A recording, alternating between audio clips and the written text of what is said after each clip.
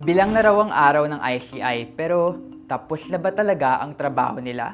They really are coming to the end. Lahat ng kailangan imbestigahan na nila. Well, mabilis yan for a 4-month-old commission na may trabahong imbestigahan ng multi-billion infrastructure corruption sa nakalipas na 10 taon. So ano na nga ba ang nagawa ng ICI since it was created? Nakapag-submit na sila ng mga rekomendasyon sa Office of the Ombudsman. Sa ngayon, nakapag-flag sila ng around 5 flood control projects sa Oriental Mindoro, La Union, Davao Occidental at Bulacan. Pero kung ikukumpara sa 421 ghost flood control projects na una nilang nakita, kakaunti pa lang yan.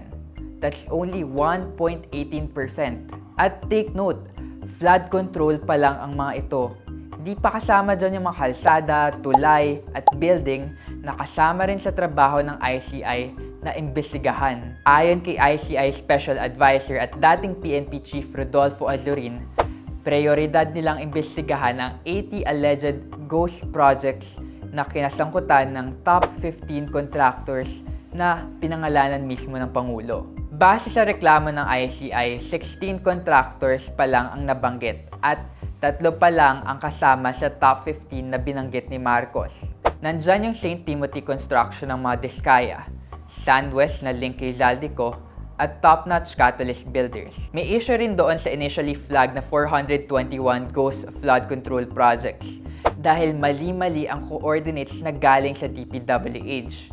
Ang resulta, need ulit i-verify ang mga projects na ito. Sa mga pinangalanan ng ICI, marami ay opisyal ng DPWH at contractor.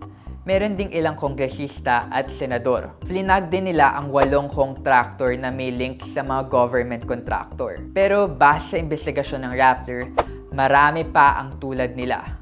Mula national down to local politician na may koneksyon sa mga government contractor. Isa sa pinakamalaking pangalan na nabanggit ng ICI sa kanilang recommendation ay si dating House Speaker Martin Romualdez, pinsan ng Pangulo. Pero hindi tulad ng iba, in-refer lang siya sa ombudsman nang walang finding ng guilt o pananagutan. Ganito rin ang naging trato kina Senator Chis Escudero, Senator Mark Villar, Grace Poe at Nancy Binay. Hindi rin nawala ang batikos sa ICI.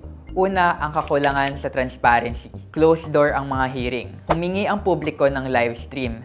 Una, tinanggihan pero kalaunan, pinayagan. Pero kahit na may live stream, marami pa rin nakakaiwas dahil sa executive session. So, parang baliwala rin. Isa na rito si Ilocos Norte 1st District Representative Sandro Marcos. Pangalawa, kakulangan sa kapangyarihan. Merong delay sa pag-release ng budget ng ICI. Wala rin silang kapangyarihang piliting humarap ang mga resource person. At andyan din yung sunod-sunod na pagbitiw ng mga miyembro ng ICI. Ilang linggo pa lang matapos maitalaga, nag-resign si Baguio City Mayor Benji Magalong bilang advisor. Bago matapos ang taon, umalis din sina ICI Commissioners Babe Singson at Rosana Fajardo. Sa ngayon, nag-iisa na lang si Chairman Andres Reyes na miyembro ng committee. Dahil dito, apektado ang operasyon ng komisyon. Nasa Pangulo ngayon ang desisyon kung mag-a-appoint siya ng bagong commissioners. Sa Kongreso naman, may panukalang batas para bumuo ng Independent People's Commission, isang permanenteng ahensya na may kaparehong trabaho ng ICI. Kung mabubuo ito, ma-uncover na ba natin ang lawak ng korupsyon sa bansa? Mapapanagot na ba natin ang mga dapat mapanagot? Ako si Patrick Cruz, multimedia reporter ng Rappler. Para sa mga updates, i-download ang Rappler app.